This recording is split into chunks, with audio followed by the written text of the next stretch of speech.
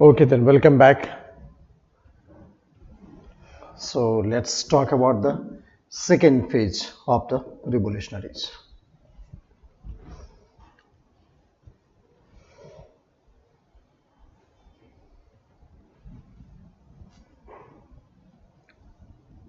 So more organized than the first phase.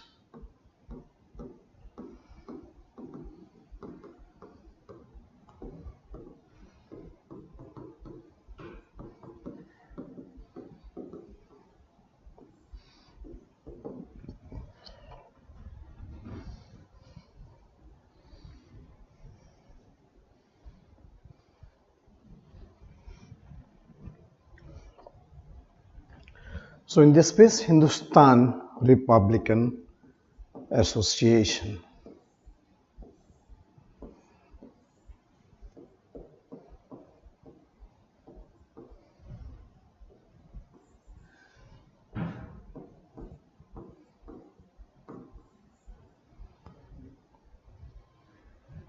Hindustan Republican Association was established.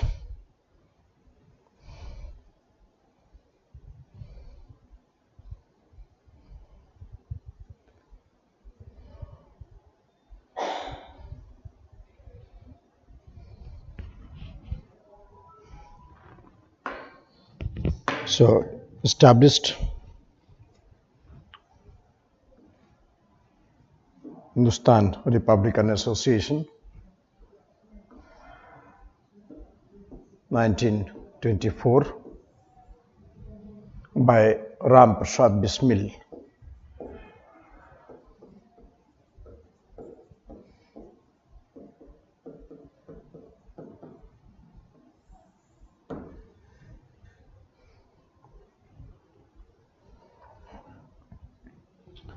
Jogesh Chandra Chatterjee and Sachin Sanyal.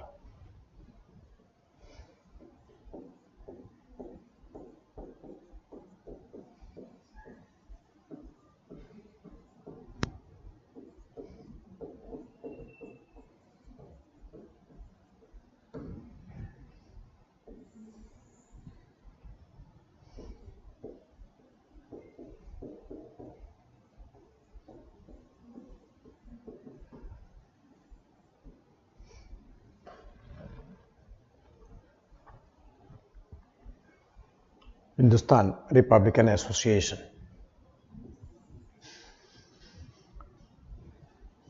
So they had a plan to rob the train, the running train.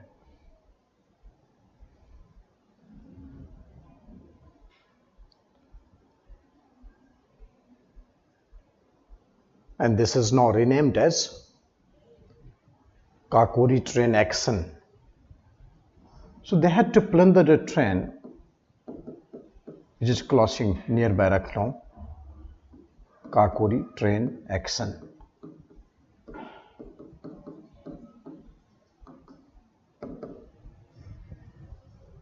Before it was known as Kakori conspiracy case.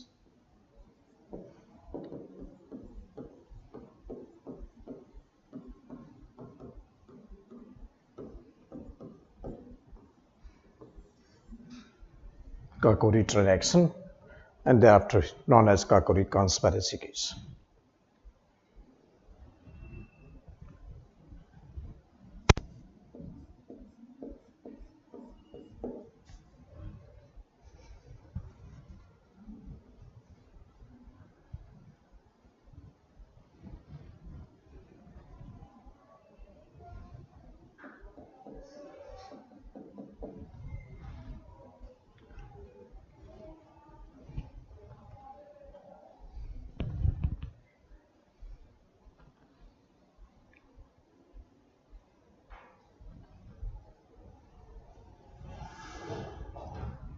So many revolutionaries were arrested.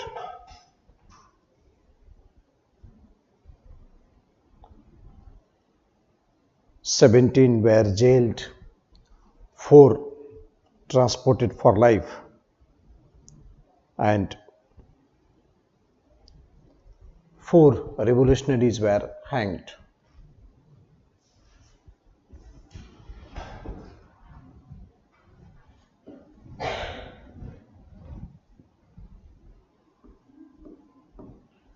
So 4 revolutionaries were hanged.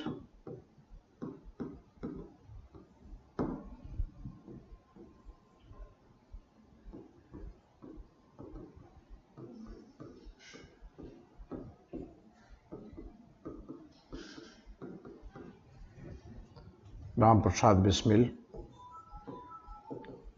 Ashfaq Ullah Khan,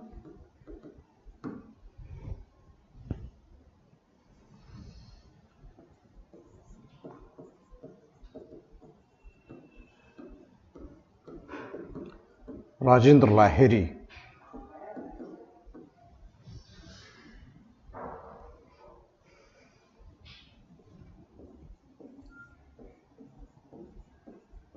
Roshan Singh,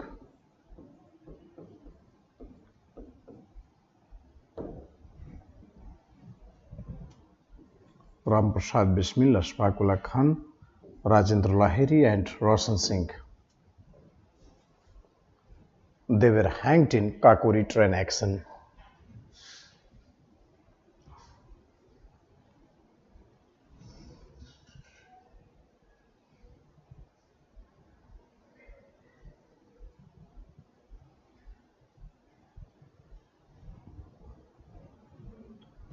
It was major setback to revolutionary work.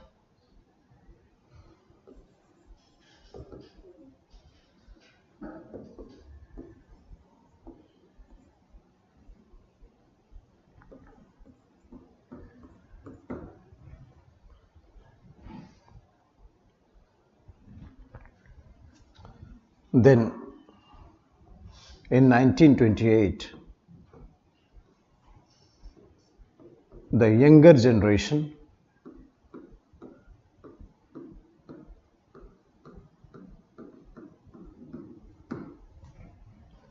inspired by socialist ideas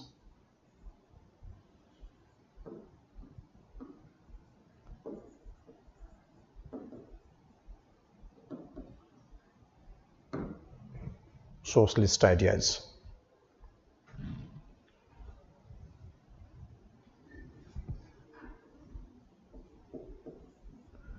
decided to go for armed rebellion.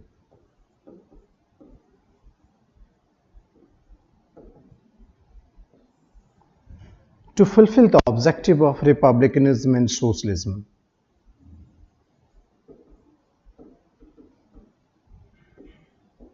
And socialism.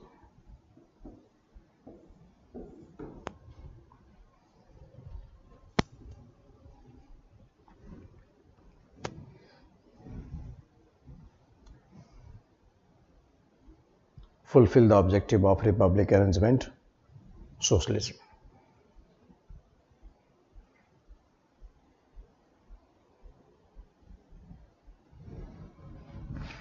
Armed rebellion, 1928, younger generation.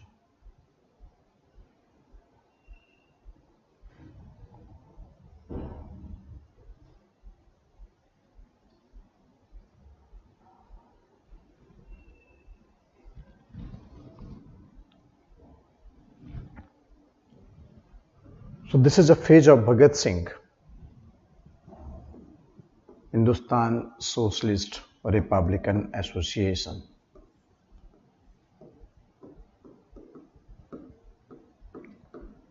So revolutionaries had a meeting at Firoz Shah Kotla, Delhi.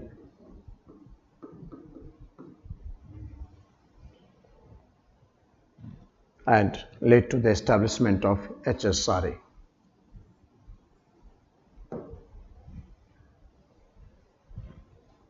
This is revival after the major setback of Kakori terrain action.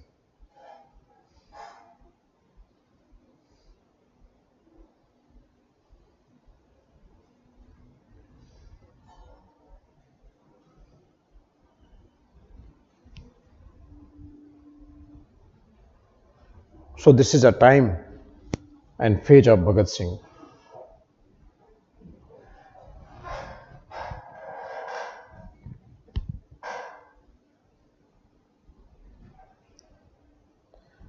Bhagat Singh involved himself in the movement,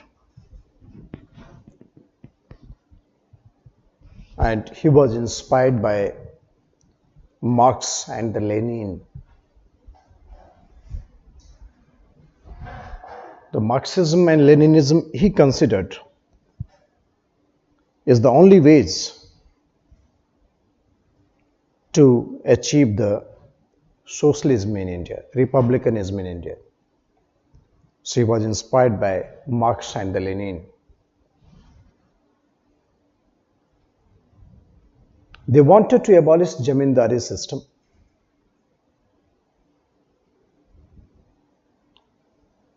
The slogans like Inqilab Jindabad, Rang De Basanti, these are the high sounding ideas of instigating the peasant and the workers.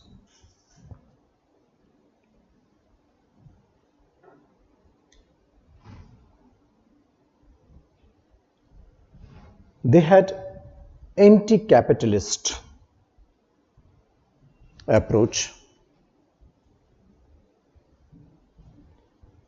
So they not only opposed British but Indian capitalist.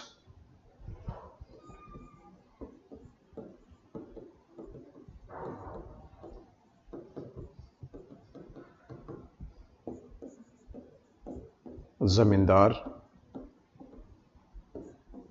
communal forces, and of course British. So their ideas of opposition was very much against these groups.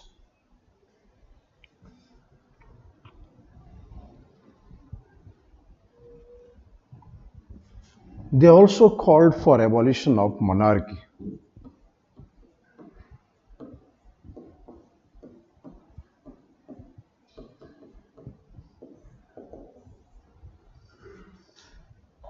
From the princely estates.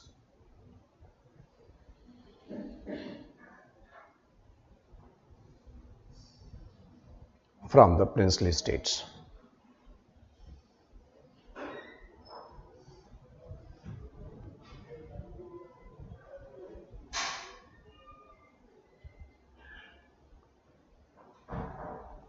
Death of nationalists like Lala Lajpat Rai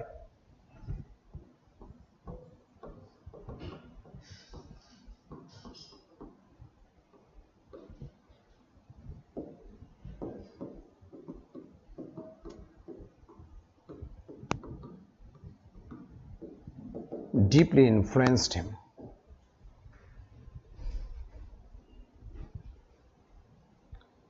Deeply influenced him.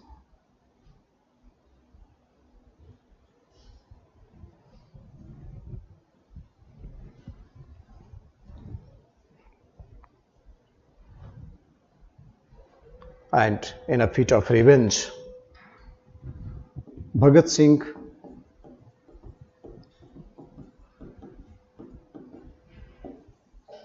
Rajguru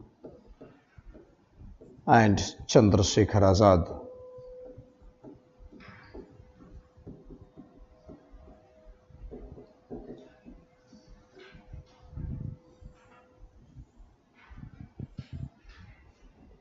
killed Saunders.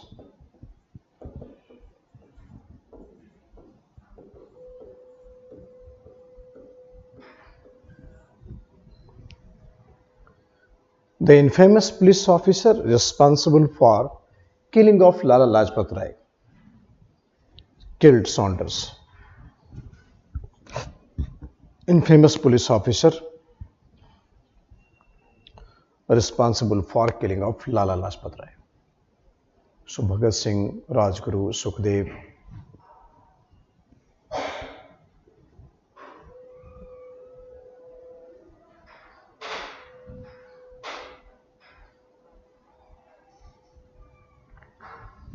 killed Saunders.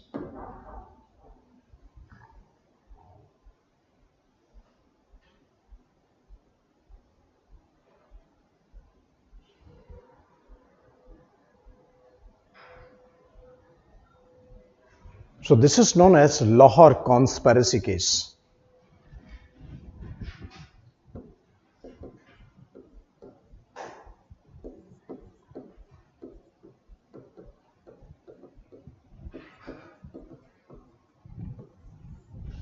Lahore conspiracy case.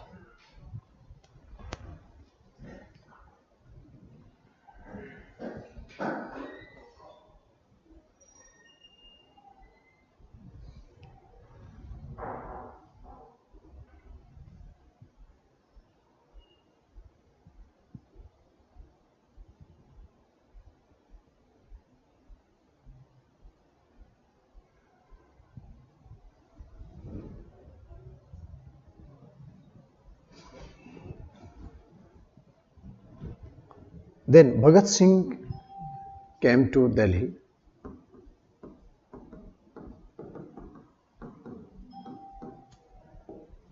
and with the help of Batukeshwar Dutt,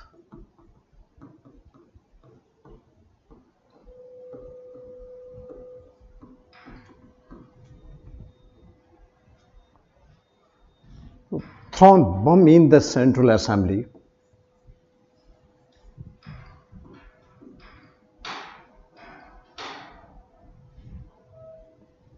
Central Assembly. Because Assembly was discussing anti-labor and anti-communist bill.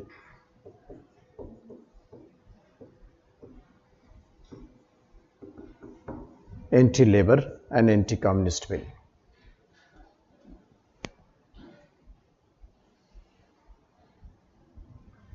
It was known as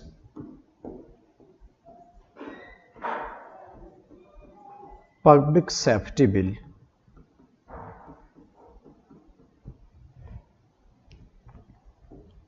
And Trade Dispute Bill.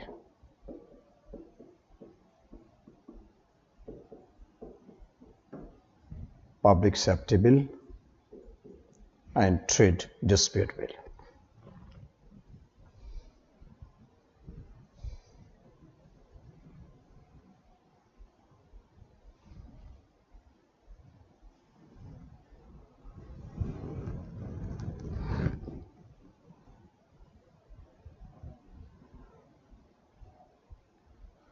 Both were anti-labor and anti-communist bill. Identification of the communist coming from Afghanistan, from Soviet Union by Afghanistan, they should be identified and they should be deported from India. And there was a complete ban on taking the strike in the factories. So this bill was anti-labor and anti-communist. Complete ban on taking measures to go for strike. So the bill was intended to cut the civil rights, the civil liberties of citizens in general and workers in particular. So this bill was intended to cut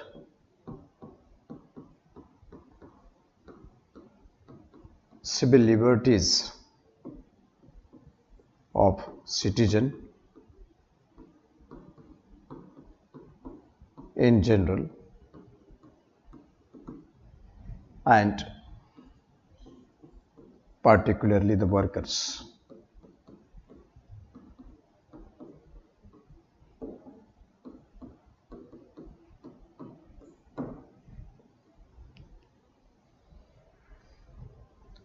Bhagat Singh had great respect for the labor movement.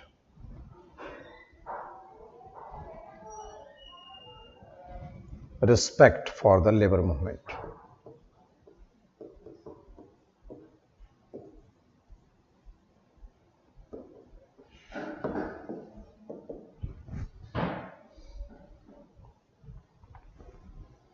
great respect for labor movement.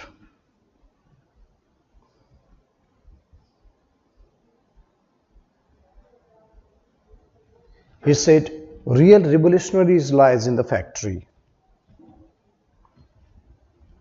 Real revolutionaries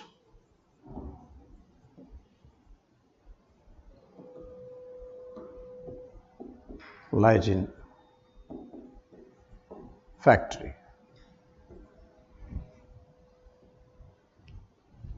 So he said,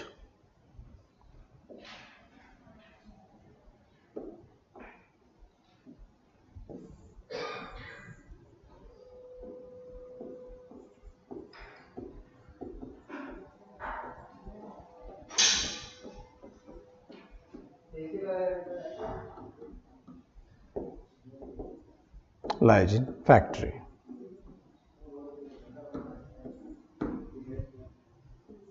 So great respect for the labor movement in general.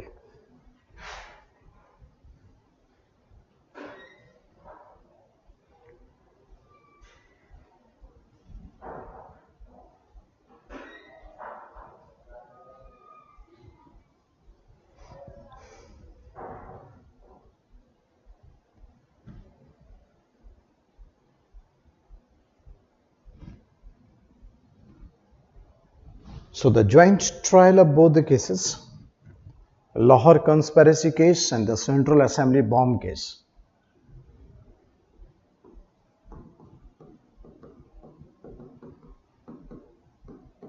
Bhagat Singh, Rajguru, Sukhdev was hanged.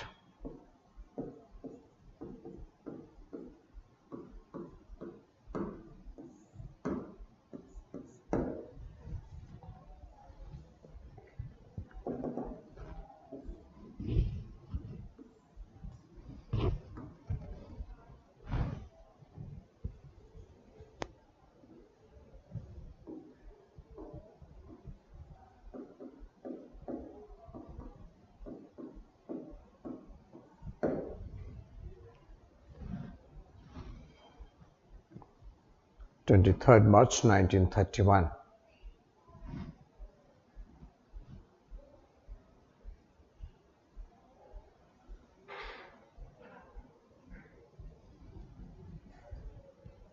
After Bhagat Singh, the revolutionary movement had almost subsided.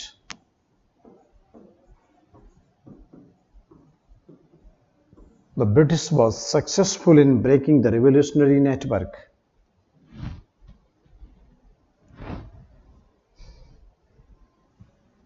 British was successful in breaking the revolutionary network.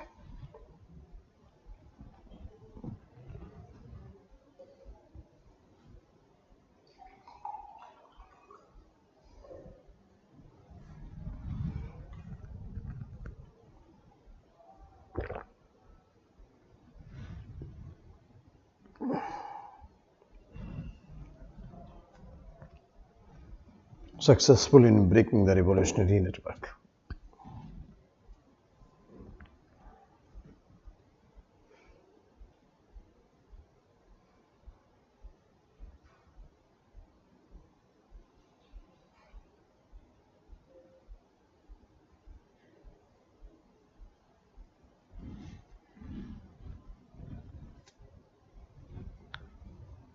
Now the revolutionary movement was only confined to Bengal.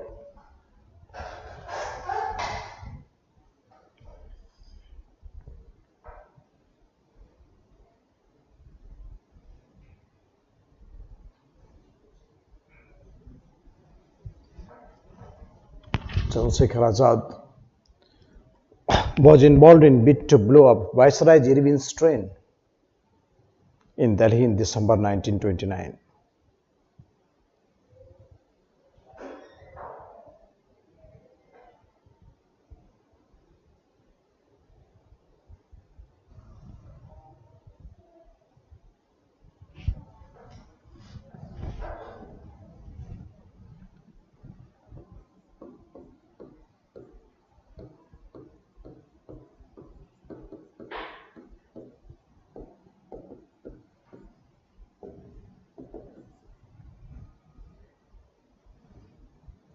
He was involved in conspiracy to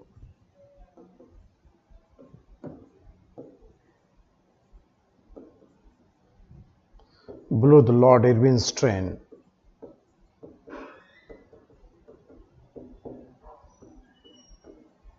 in Delhi.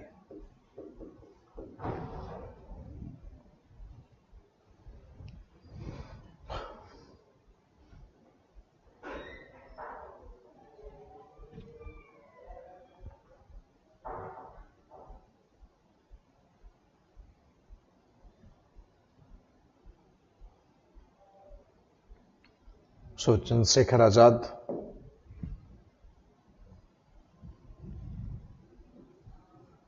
he killed in a police encounter in Allahabad, February 1931.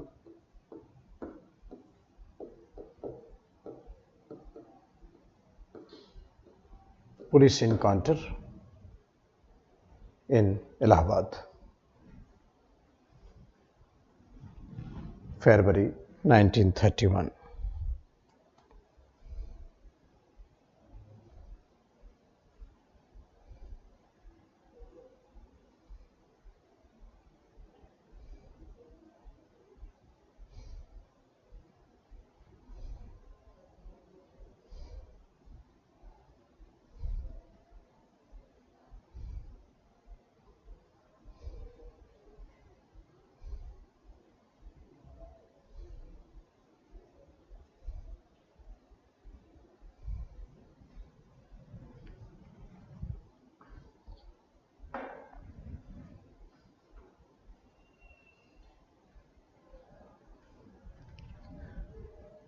So after Bhagat Singh and Chandrasekhar Azad, the revolutionary movement was only confined to Bengal, led by Suri Sen, popularly known as Master Dada.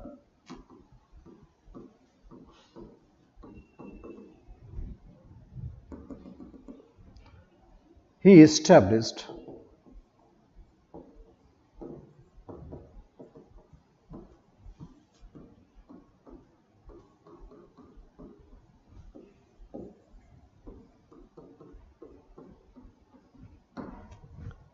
Indian Republican Association.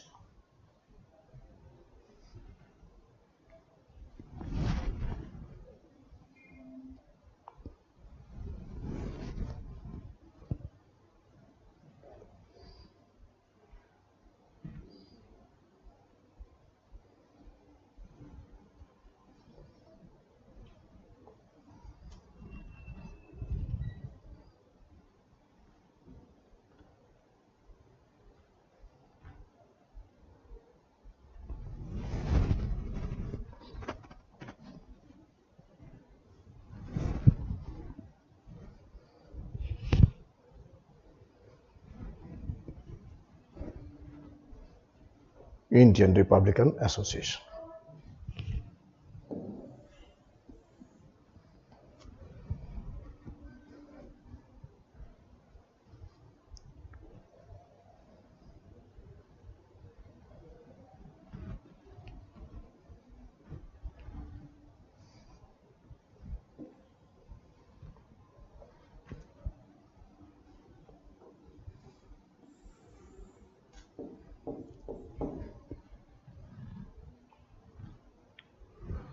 There were many women participants in this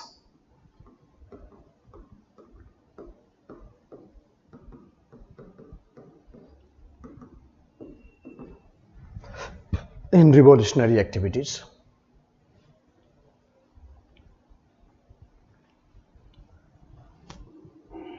Under Suri Sen, the most successful revolutionary activities was Chittagaon Armory raid.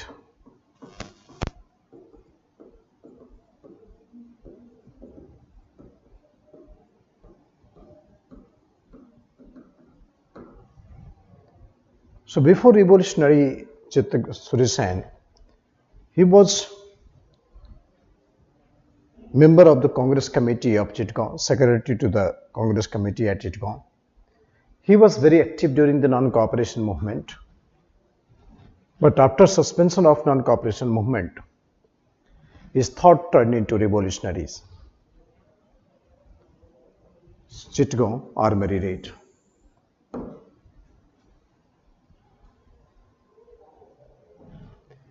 He was influenced by Tagore and Kazi Nazrul Islam, the idea of nationalism.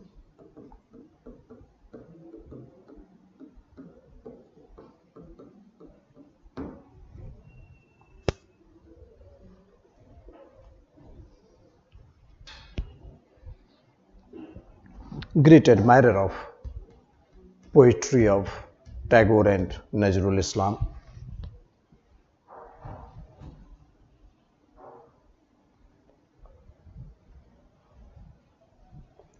So in Chittagong Armory Raid, he constituted two teams, one led by Loknath Baul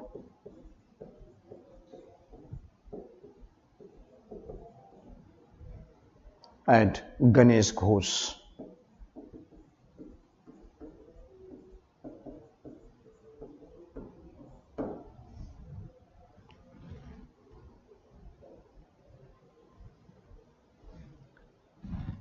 In entire revolutionary activities,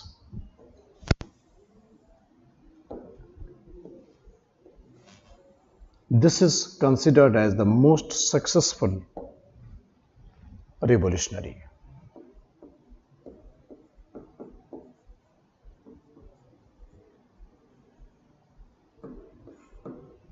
Most successful revolutionaries. Chittagong Armory Raid.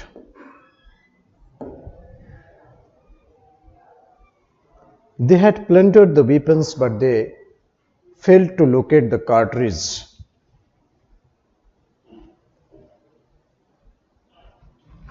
So even the guns was found, but it was useless.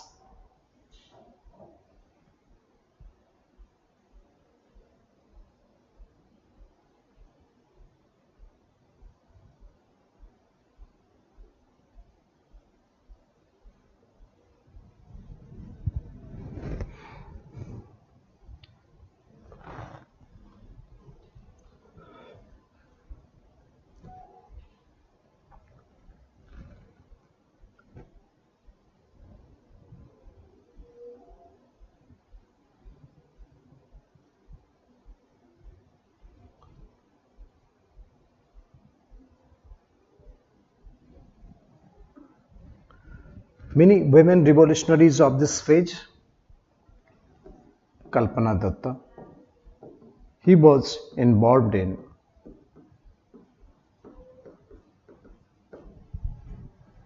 Chittagong Armory Raid.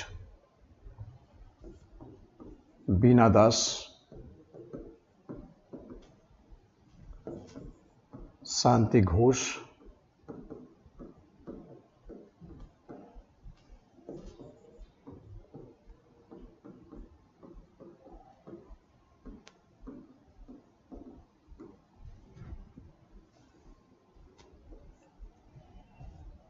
Priti Lata.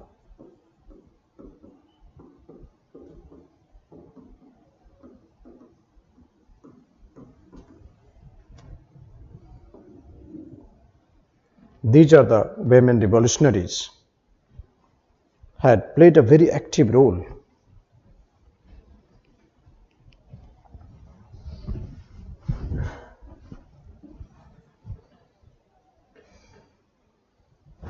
in carrying the revolutionary activities.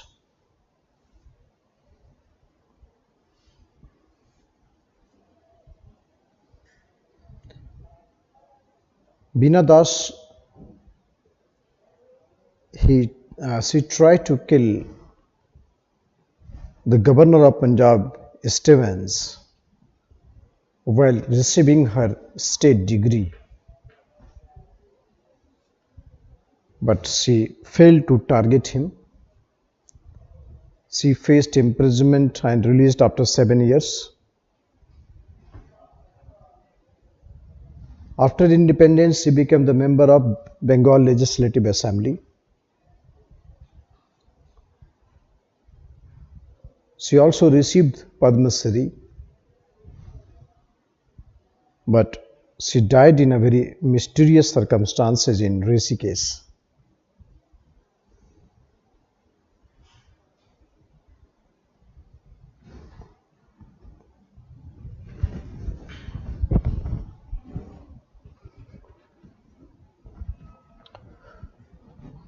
Suhasini Ganguly,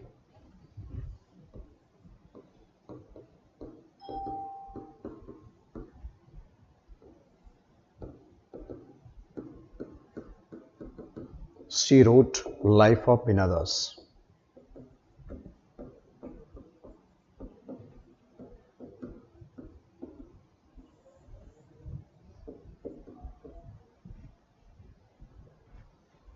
Life of Meena Das.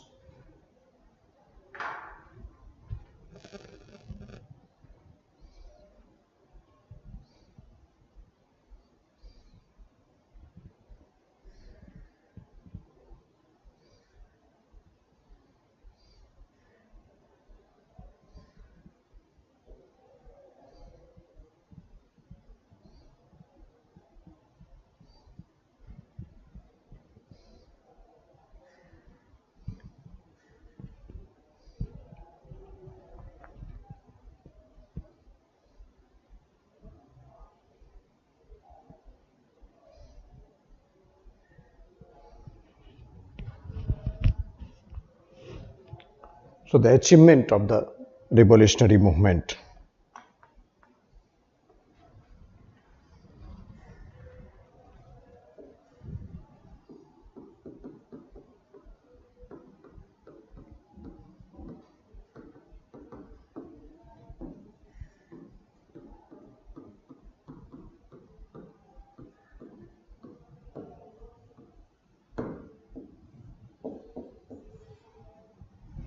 Achievement of revolutionary movement.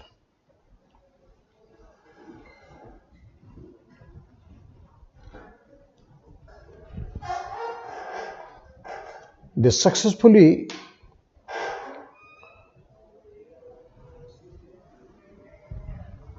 removed the fear of British government from the minds of the common people. Successfully removed the fear of authority in the minds of the common people.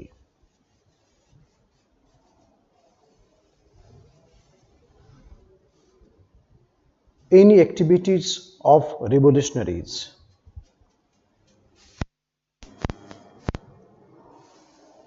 created mass euphoria, and ultimately it had added dimension. It had added dimension in the revolutionary thought and rise of nationalism. So it had added dimension in the revolutionary thought and rise of nationalism. It increased the patriotism among the Indians.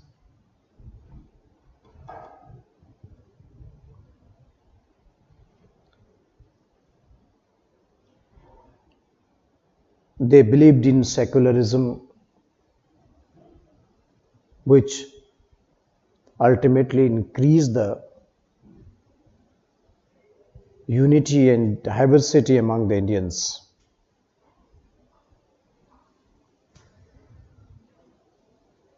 So secularism became key to the unity and diversity among the Indians.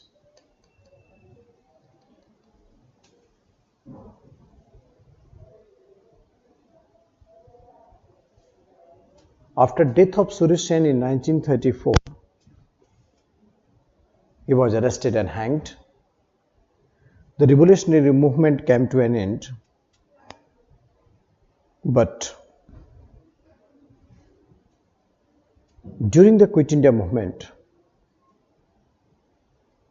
the intensity of the revolutionaries resurfaced.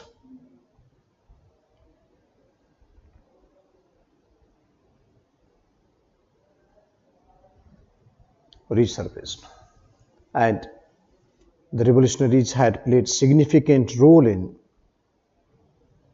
providing the intense rethinking about the panorama of Indian nationalism.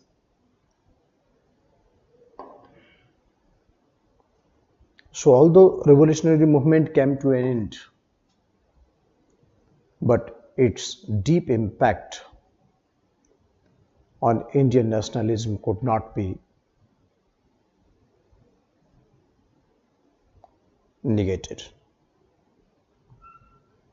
It started from individual heroic action, and then it had given the long-term momentum of rising nationalism.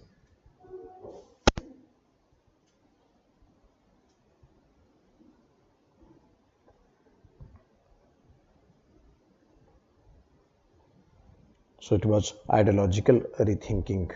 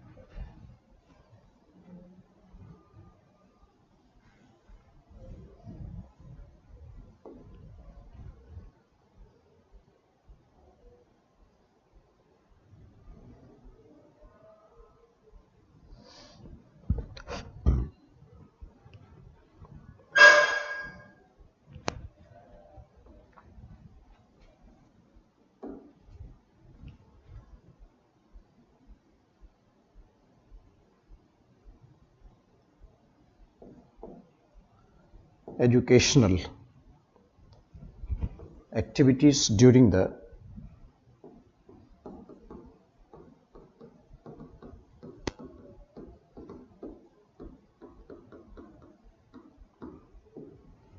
company's rule.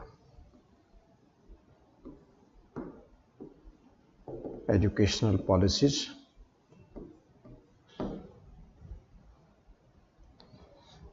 So initially when Indian system was there, Gurukul and Madrasas were taking care of all the education system. This was a traditional method. But once East India Company came to power, and as per the delivery that was, we understand that East India Company never came to India with the objective of becoming the political power. But its circumstances in India persuaded company to aspire for political power. And at the same time, Gandhi wrote in his Hind Swaraj that Indians were very much allured by the industrial civilization of the West.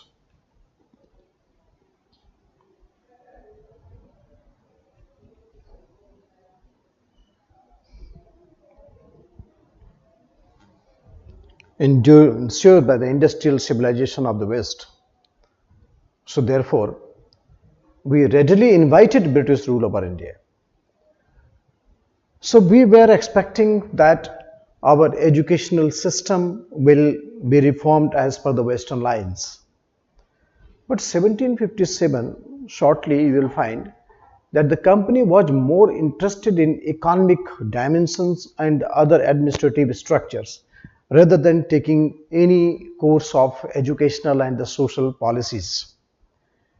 Company was thinking that India is a complex structure of caste and religion. So any interference at any level may create trouble, and then entire social structure will get disturbed, and the newly established company may face major challenge from here. So these are the bottleneck that company was facing. So initially in the 50 years, company hardly took any interest in development of education and other social religious issues.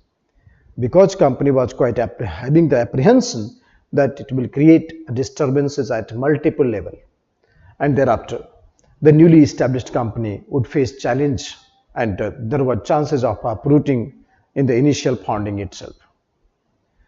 But after 1800, particularly after the Charles Grant had taken the initiative, then 1813 Charter Act was passed, and then 1 lakh rupees budget was fixed for the promotion of education system. So at least company was now started thinking that we need to take later before the education system has to be there.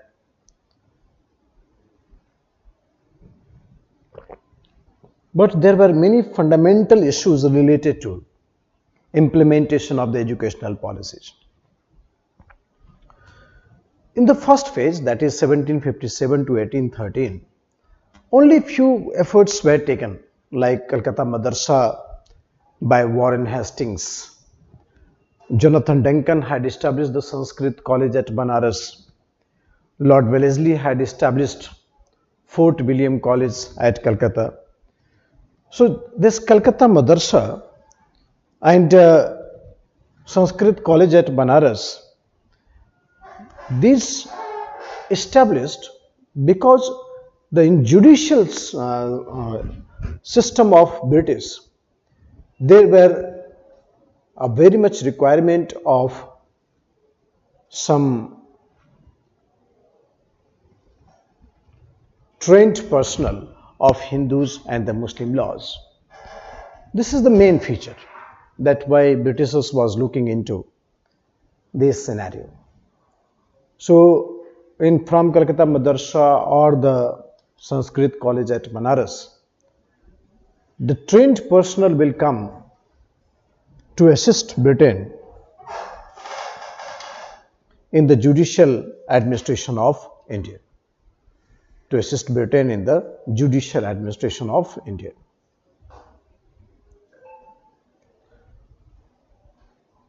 Asiatic Society of Bengal was also established. The purpose of this society to make awareness about the Indian culture. So large number of books of the ancient and the medieval Indian system was translated into English. These are the measures taken, but not at a broad scale, that how to implement the policy of education. Even after the Charter Act of 1813, you will find there were many fundamental hurdles. And that the fundamental hurdles related to what? It's related to what type of knowledge to be granted.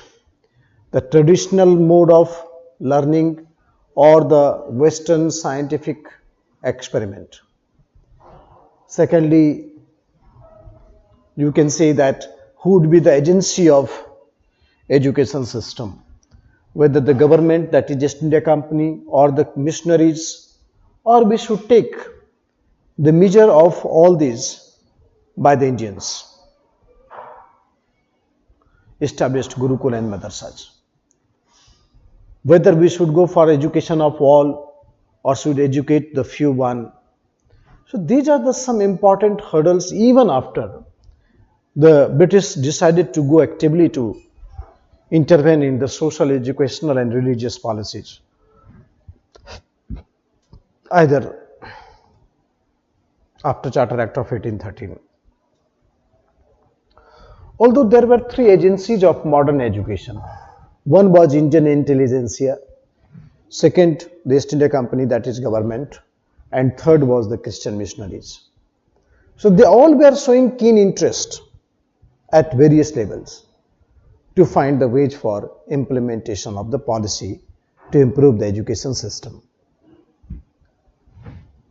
So let's see what are the milestones related to education system in India is.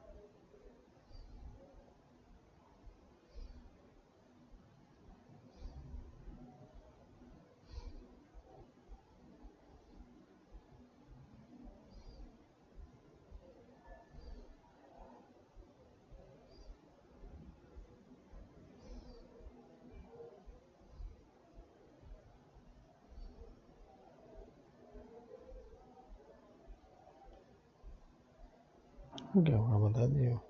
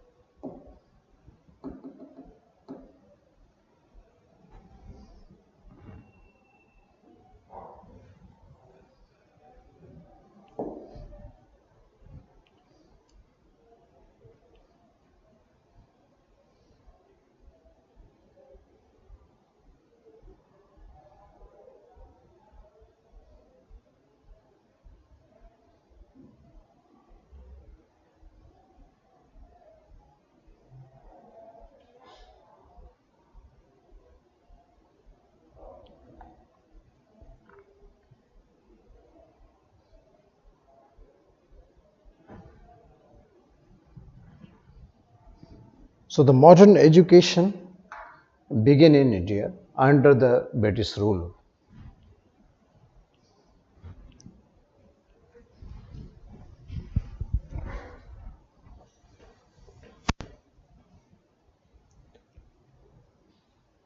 Before the British, India had its own educational system like Gurukulas and the Madrasas.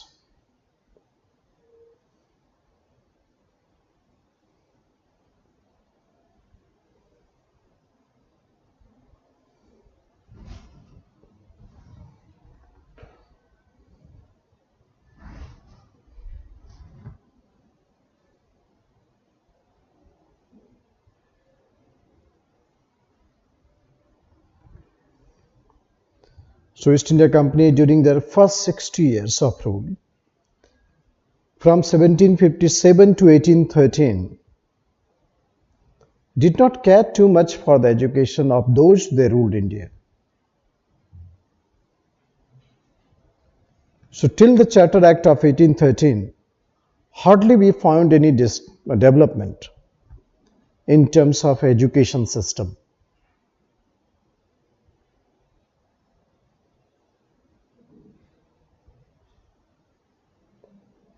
So East India Company during their first 60 years of rule did not care too much for the education of those they ruled in India.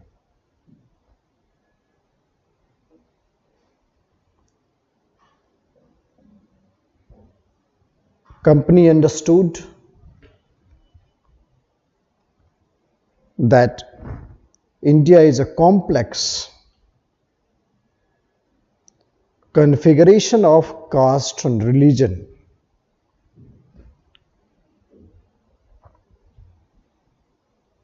complex configuration of caste and religion.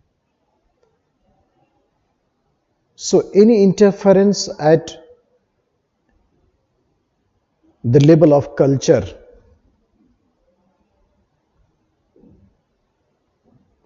will disturb the whole society.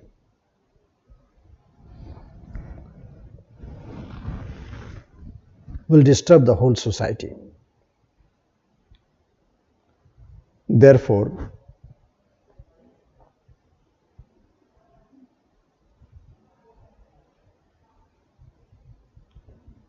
they decided not to interfere.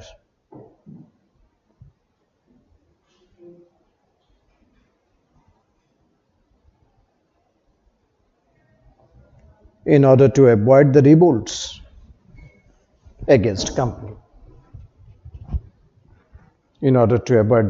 against company.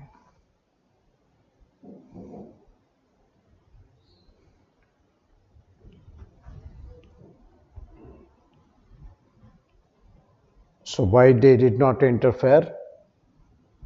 Because of the chances of the revolt. India was a complex configuration of caste, religion and culture. Any interference at any level may take company into a deep crisis of the social tension will develop at all levels.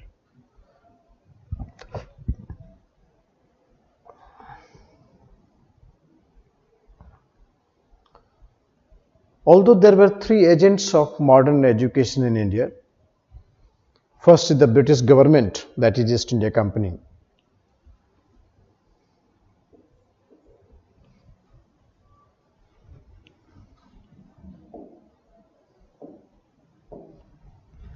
Second, Christian missionaries.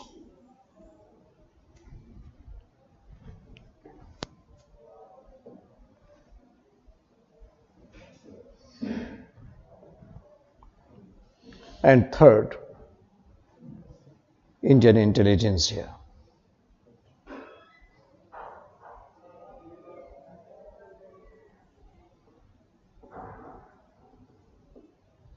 Indian intelligentsia.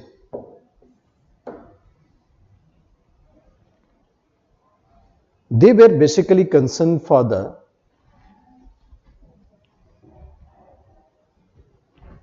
development of modern education system.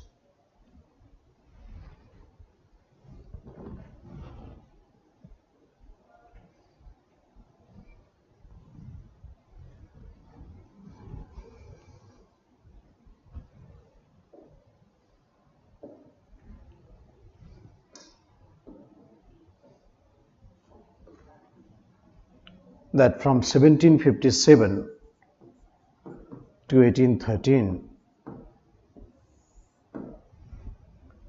some individual efforts were taken.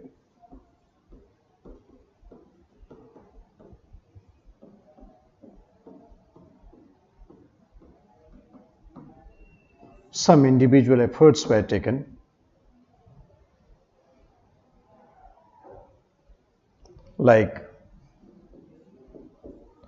Warren Hastings,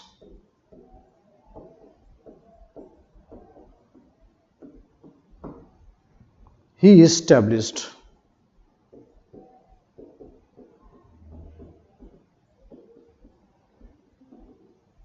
Calcutta Madrasa. Warren Hastings, Calcutta Madrasa.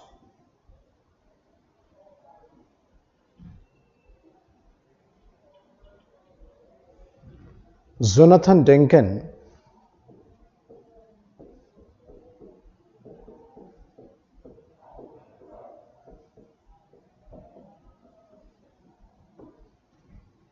he established Sanskrit College.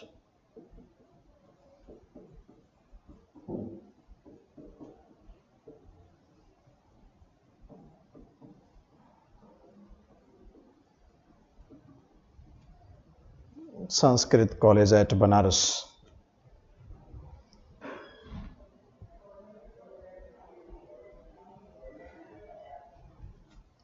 and Lord Wellesley.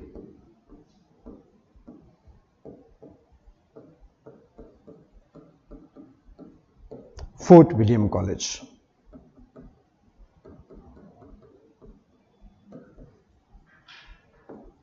Fort William College.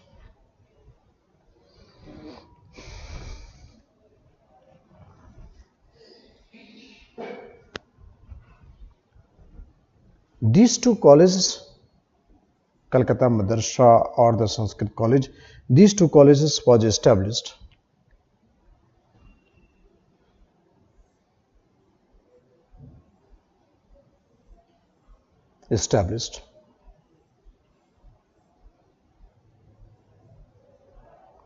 to fulfill the requirement of British judicial system.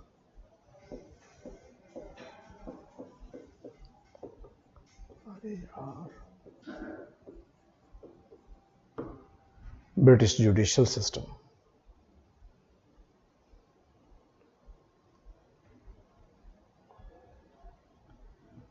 The British needed trained personnels.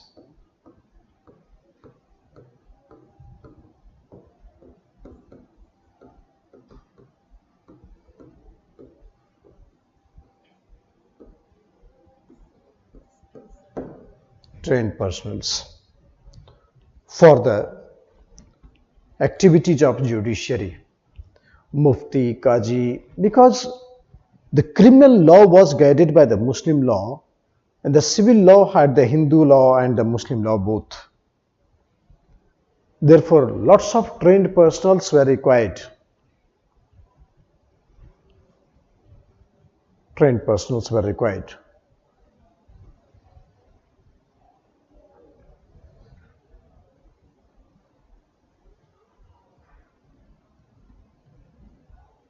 Judicial system.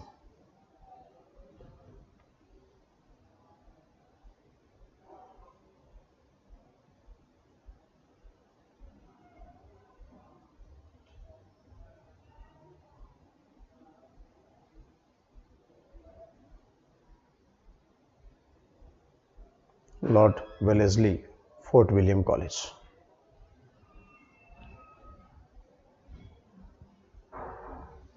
This Fort William College was established to train the civil servants. Basically, that civil servants came from London, but later on Court of Directors had ended this.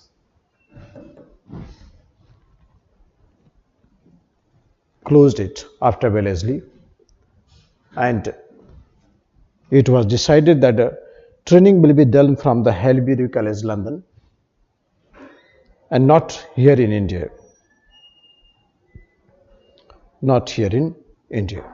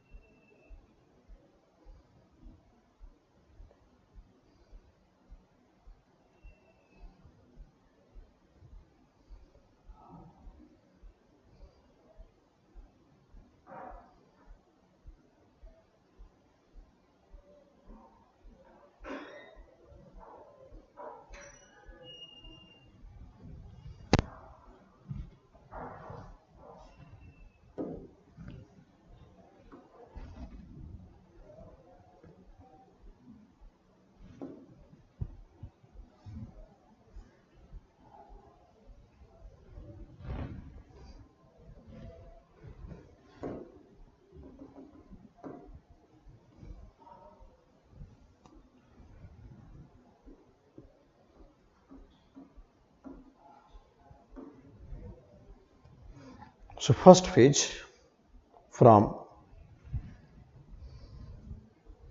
757 to 1812.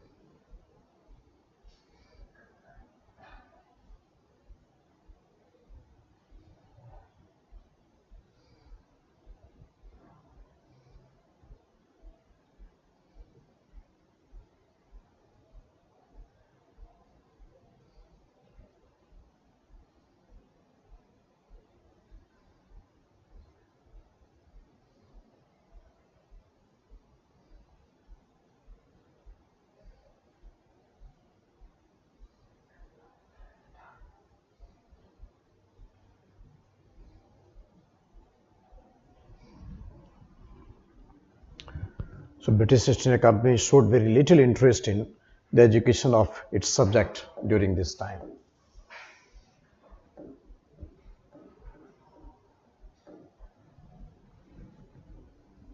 So these are the exceptions, just because of the need of judicial things and some personal interest. Calcutta Madrasa, set up by Warren Hastings. Sanskrit College at Banarsi by Jonathan Duncan.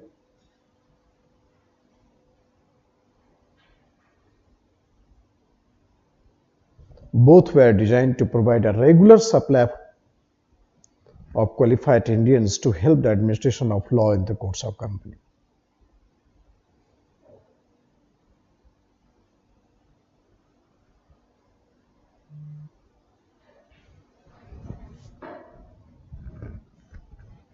The Asiatic Society of Bengal was established by William Jones.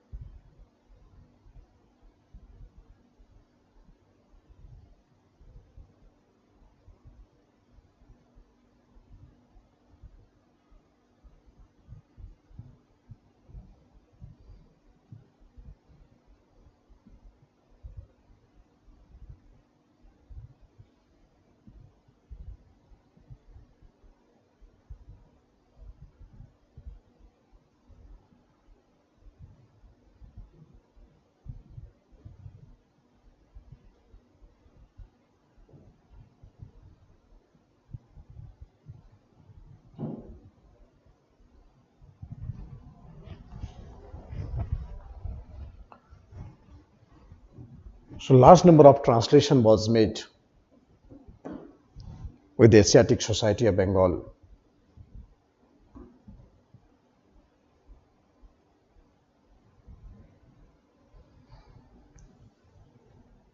Fort William College was set up at Calcutta by Lord Wellesley.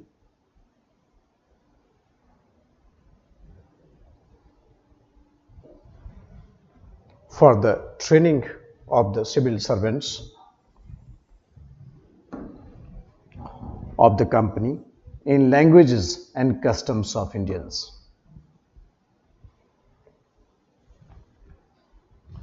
But it was closed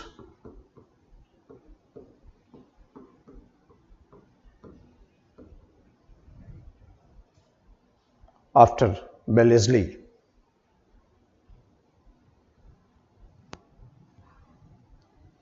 and it was decided that the training will be there in the Haileybury College, London.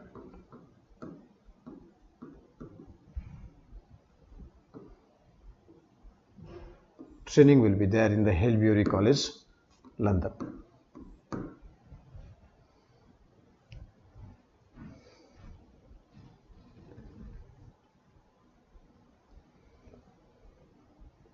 So during this period, the enlightened Indians and missionaries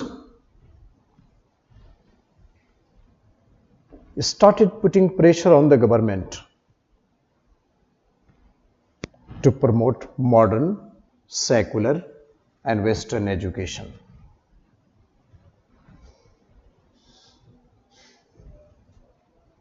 So many missionaries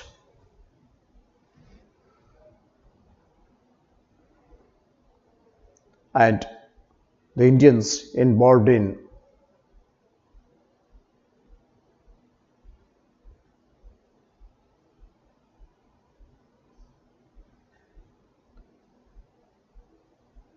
the modernity of tradition and the traditional modernization So modern secular Western education, which they thought as a panacea of the social, economic and political ills of the country.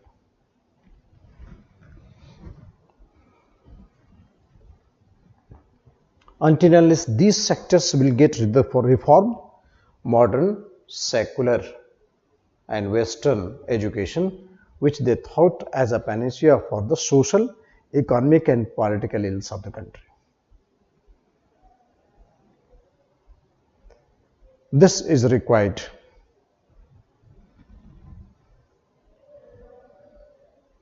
The missionaries supported the spirit of Western education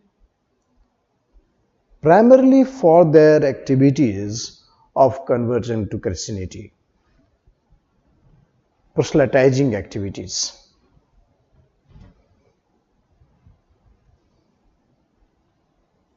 So missionaries were in high demand at that time. After Charter Act of 1813, the missionaries got permission to operate in India for humanitarian activities. But missionaries supported the spirit of Western education in India primarily for their proselytizing activities. Proselytizing activities that would help in giving the exposure to the Westernization and then attracting in conversion to Christianity. So they wanted to spread the not modern education but the Western education.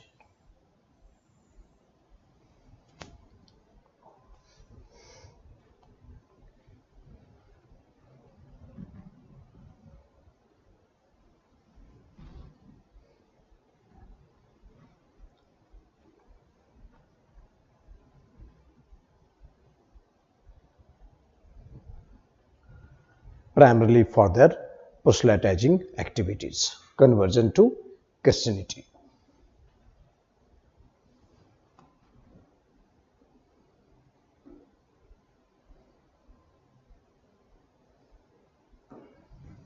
Give the straightaway answer of this question.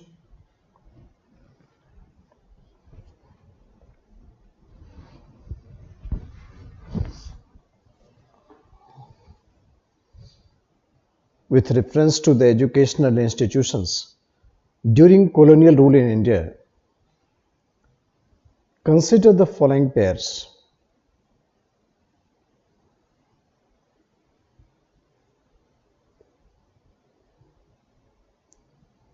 The Sanskrit College at Banaras,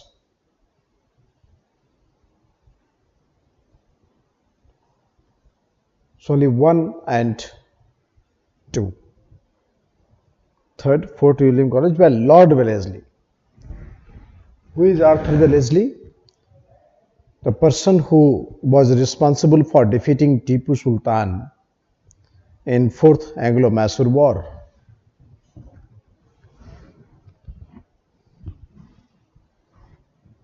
Arthur Wellesley, the person who was responsible for, he was the brother of Lord Wellesley,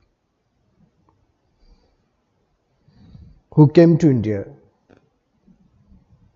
during the 4th Anglo-Mysore War.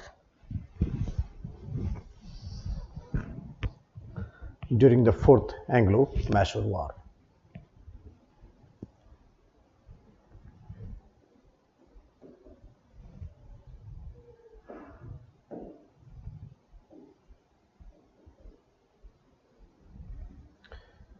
You can find the activities of Christian missionaries. They had created a very strong base in the tribal areas. Very strong base in the tribal areas. Particularly William Carey established many educational institutions, and the attraction towards the Christian missionaries had increased significantly during these days.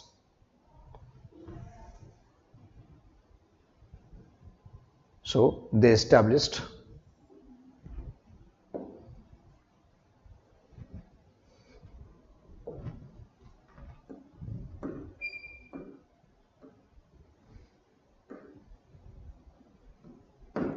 mini schools.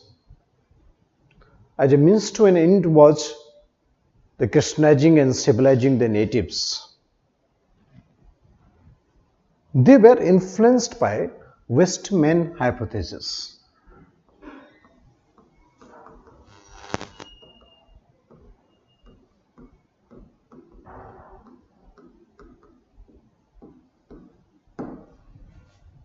It is the responsibility of the white man to teach the lesson of civilization to the barbarians.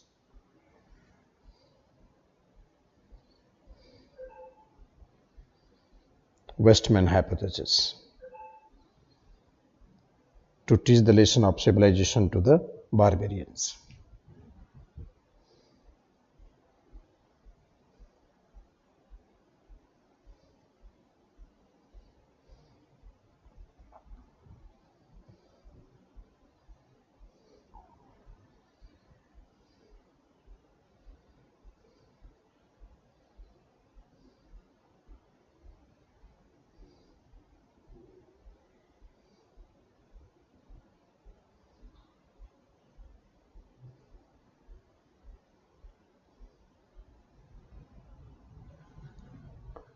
So Christianizing and the civilizing the natives. This was the main purpose that Christian missionaries was working. Baptist missionary William Carey had come to India in 1793, and by 1800 there was a Baptist mission in Serampur. Baptist mission in Serampur, and also a number of primary schools there and in nearby areas.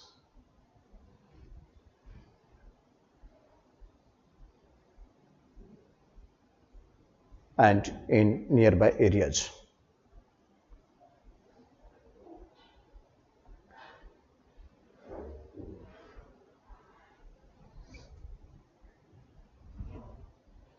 The Indian reformers believed that to keep up with times, a modern educational system was needed to spread rational thinking and scientific principles.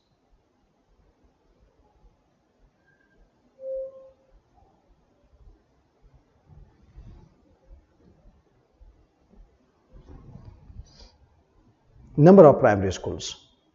William Carey, he was in the forefront of using the missionaries and the education system.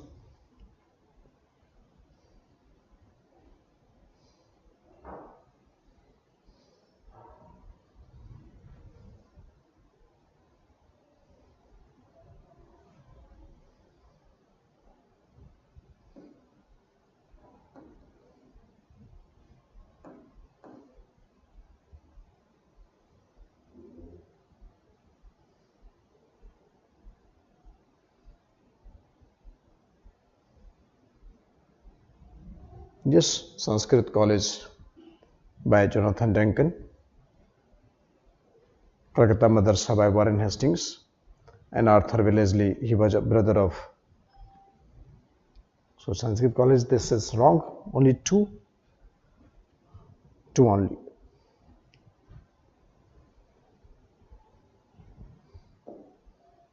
William Jones, Asiatic Society of Bengal.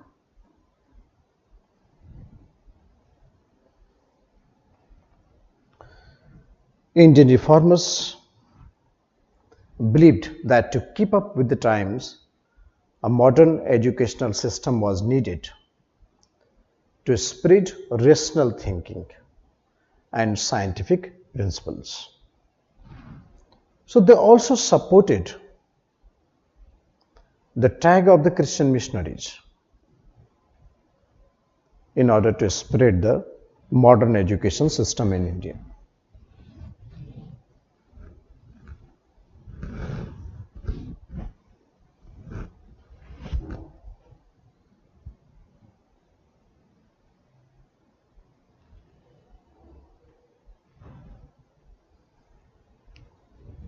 tag of the modern education system in India.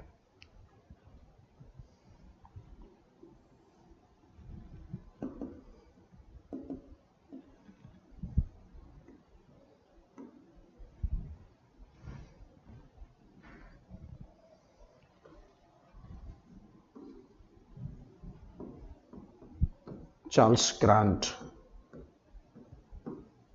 one of the great educationists of East India Company. He was an administrator. Charles Grant. He is known as the father of modern and Western education in India.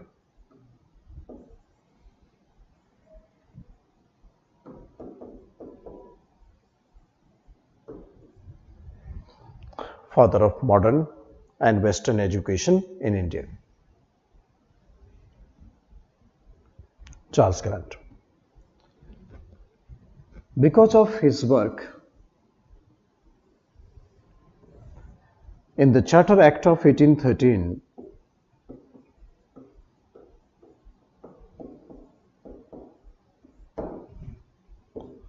₹1,00,000 was kept as a budget. ₹1,00,000 budgetary provision was made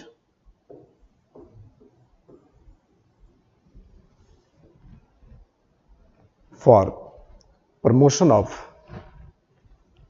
education system. For promotion of education system.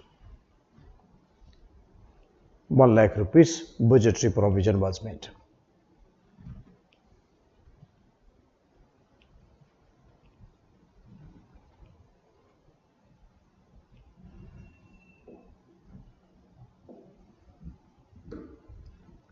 Christian missionaries was also permitted.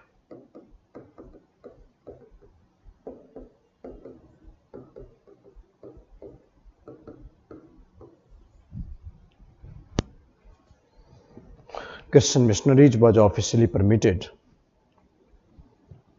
to operate in India.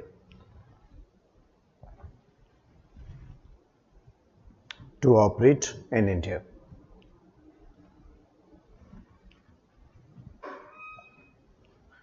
So activities was very high for the Indian intelligentsia as well as Christian missionaries. Officially permitted to operate in India for educational activities.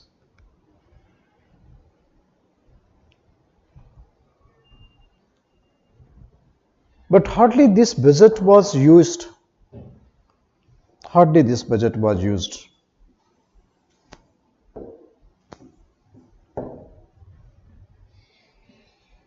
Charles Grant.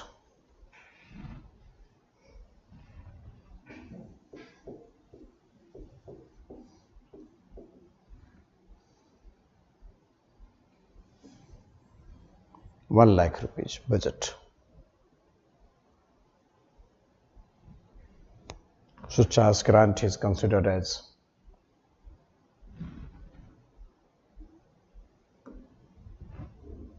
father of modern education. Second phase, 1813 to 53. After Charter Act of 1813,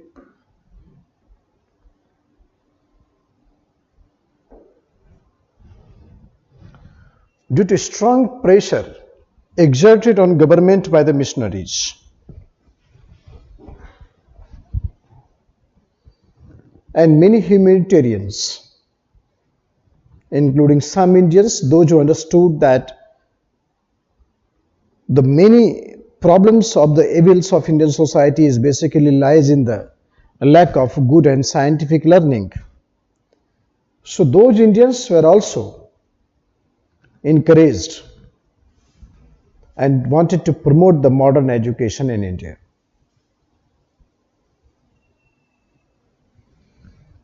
So Charter Act of 1813 was enacted which required the company to spend rupees 1 lakh annually for encouraging learned Indians and promoting the knowledge of modern sciences in India.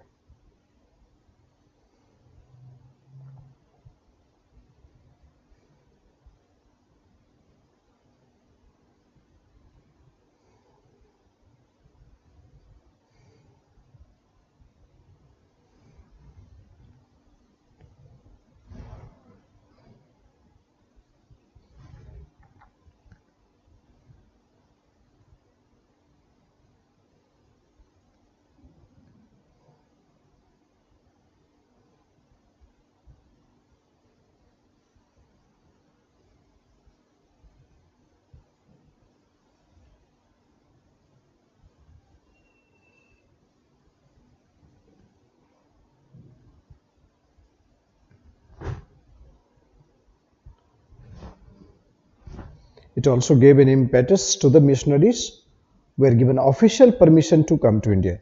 All the missionaries were working much before. We have seen the William Carey, they were doing their own without any putting extra words from the government. William Carey.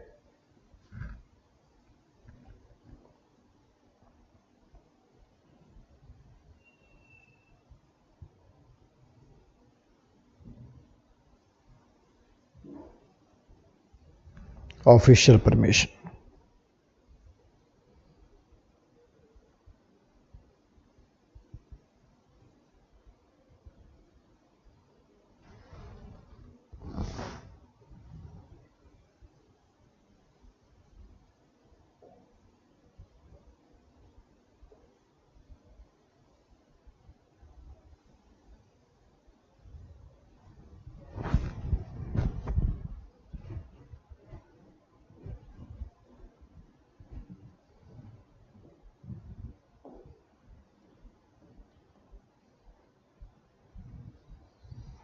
Despite this budgetary allocation, you'll find that 1813 the budget was passed, but next 22 years till 1835, not a single rupees of the budget was utilized for any educational activities. Because once the education was considered, there were many fundamental issues had come to the fore. I told you that what should be the agency of education, what the type of knowledge, that whether it is a oriental learning or the western learning, modern scientific learning or the traditional ways of philosophical learning in India, then whether to go for the mass education or the education for the few, what should be the medium of communication. So the many fundamental issues were not able to solve the next 22 years. But finally, in 1835, Lord William Bentinck constituted a committee in 1833, and then General Committee on Public Instruction under Lord Macaulay. And you know, Lord Macaulay, he was a great Anglicist. In the debate between Orientalist and the Anglicist, Lord Macaulay was very vocal. He said that this entire learning system is defective and unholy. He even said that the single bookshelf of European library is more worth than entire literature of India and Arabia. So he had a great nostalgia for the English education. And that is how the Charles Macaulay had created the scene. And then 1935 Macaulay Manual was released. And Macaulay Manual said that the English should be the medium of education. That is the accepted fact. Immediately in the court language, the Persian was replaced by English.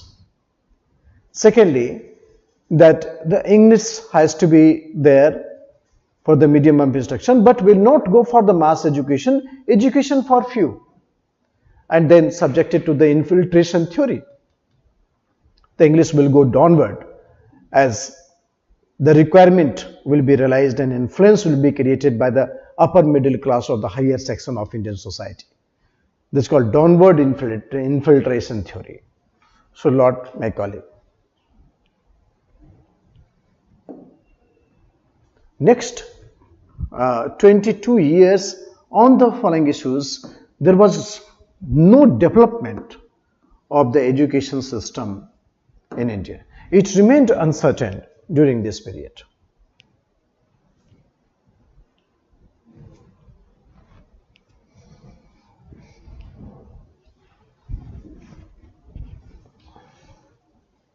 So direction of education remained uncertain during the next 22 years.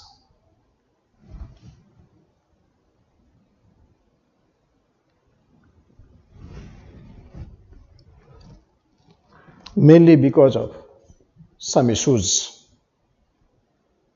I told you, the medium of instruction.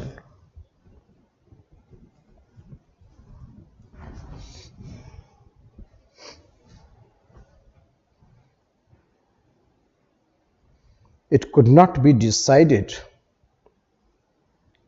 whether the medium of instruction should be English or Indian languages. So what should be? Whether should go for the mass change in the language of instructions,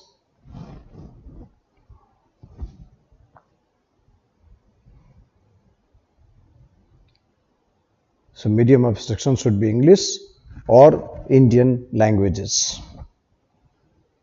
The problem is that there were many languages in India. How to frame the course curriculum and the literature of science, philosophy.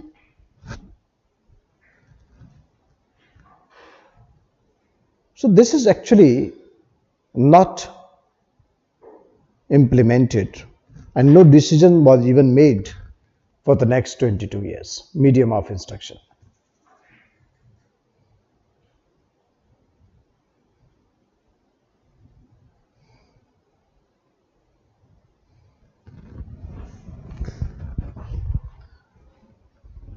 The medium of instruction should be English or Indian languages.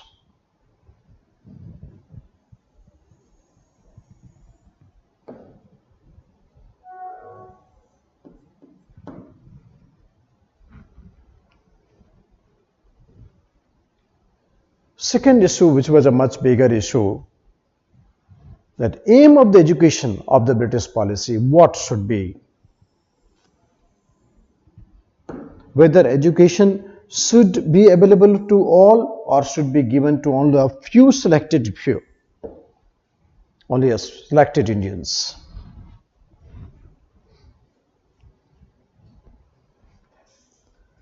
Should be available to all or should be given to only a selected few.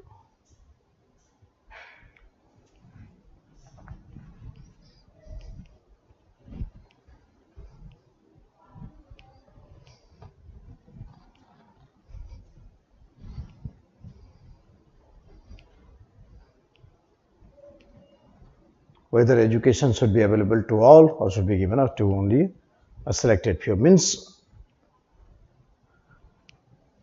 mass education means the entire structure has to be maintained. Mass education. Or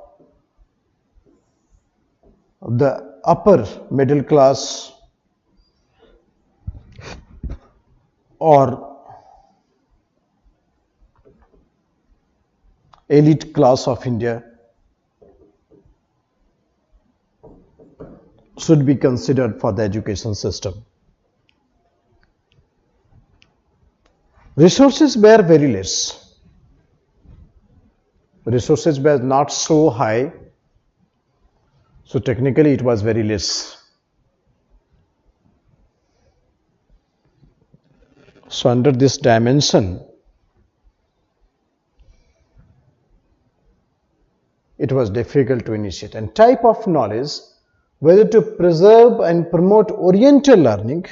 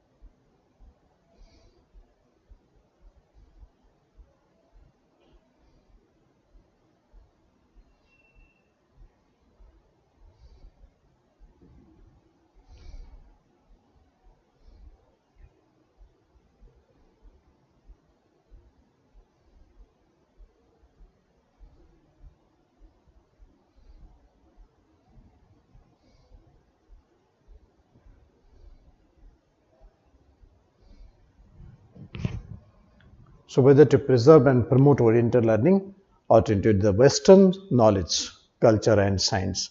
When you use the word Oriental, Asia and the Middle East, Central Asia, Persian, Turkish, Oriental learning,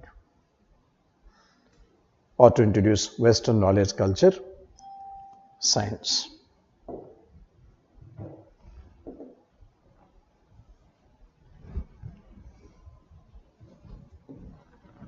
One more big issue was related to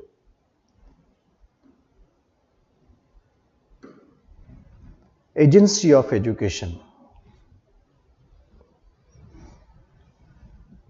Whether government should take the direct responsibility of education of the Indians or the indigenous system of education of the country to continue. Indigenous system of education, Gurukul Madrasas will have to figure out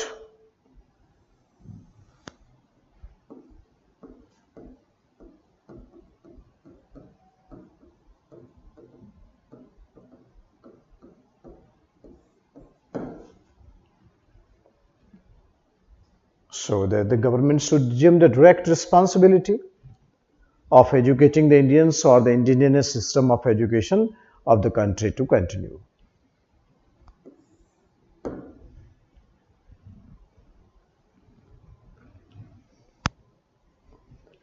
Ever since Charles Grant proposed, there was a degree of excitement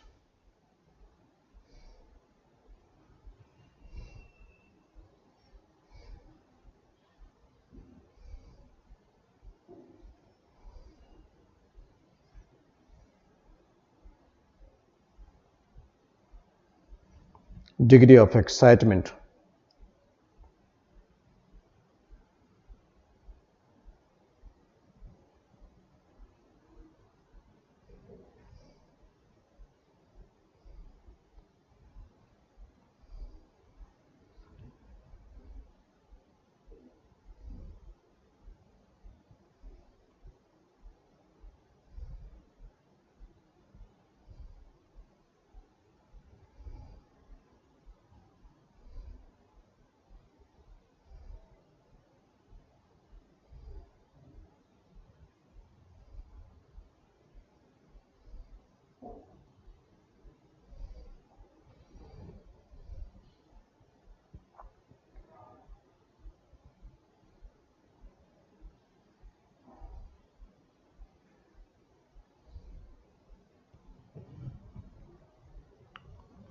Company, it said, should shoulder the total responsibility.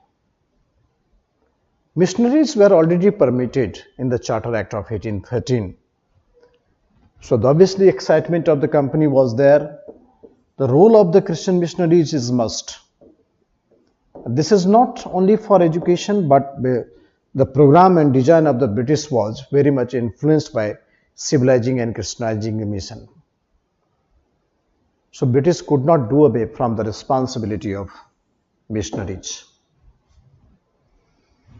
to be taken for the education system. So role of missionaries.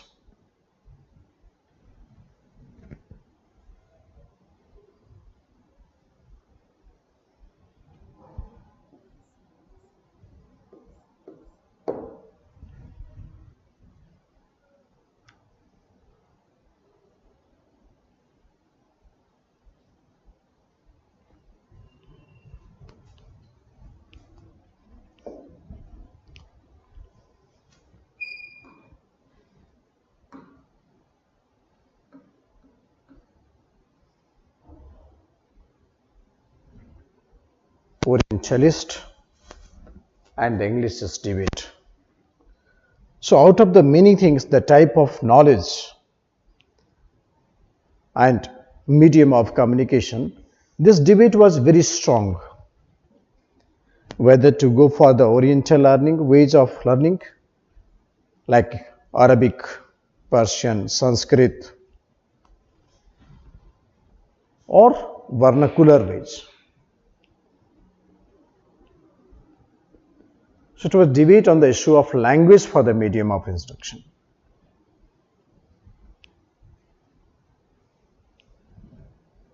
Orientalist and Anglicist.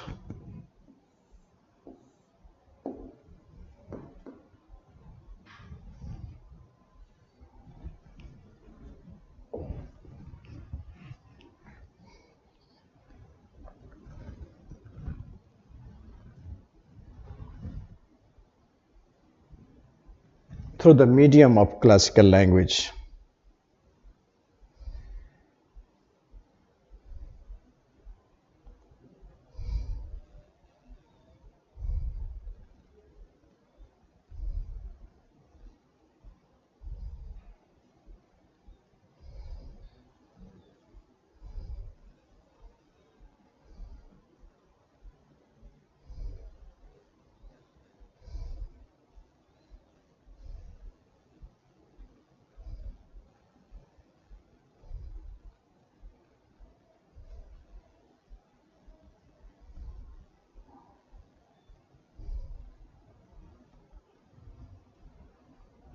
So people who wanted to promote education system in Oriental learning,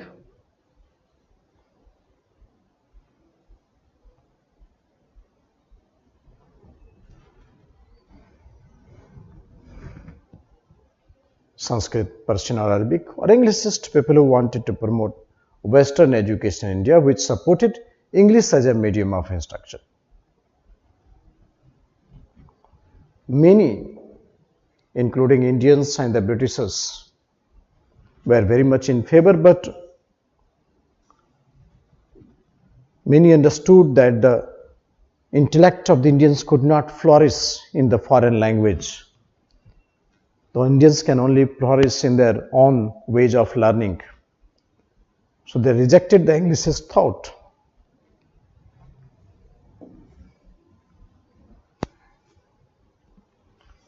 So this measure will be taken by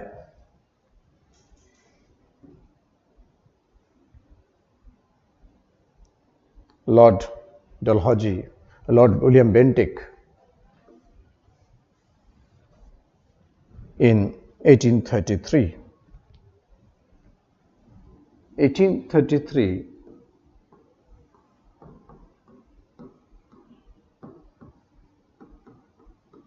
Lord William Bentinck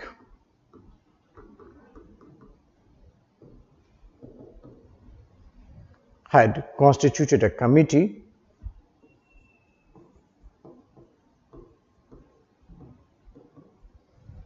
general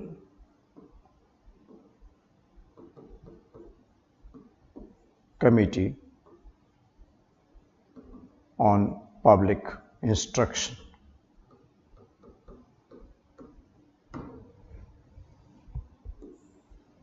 General Committee on Public Instruction.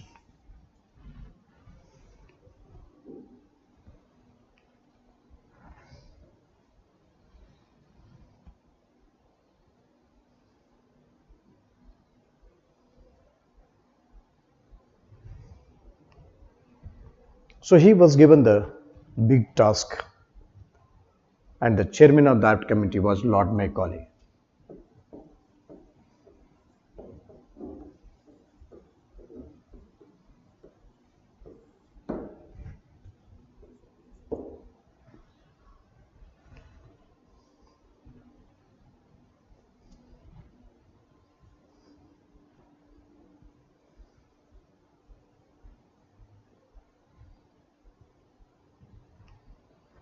So we'll see the Macaulay Minute.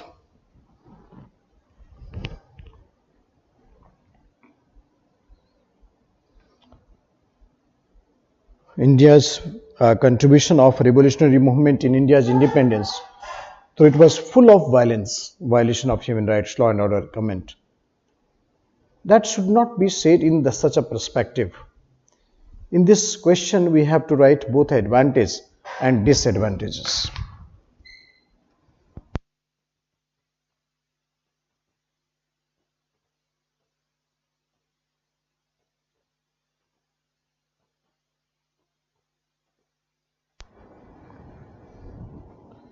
I told you that the movement had created huge euphoria in the minds of the Indians.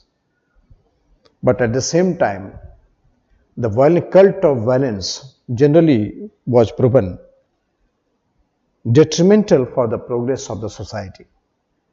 But since these activities were guided by the nationalist syndrome, so it should not be avoided that it had played a very significant role in the history of national movement. So we'll conclude in affirmative sense. Affirmative sense. We are talking about the evolution only. So that's all for the day. We'll see you tomorrow.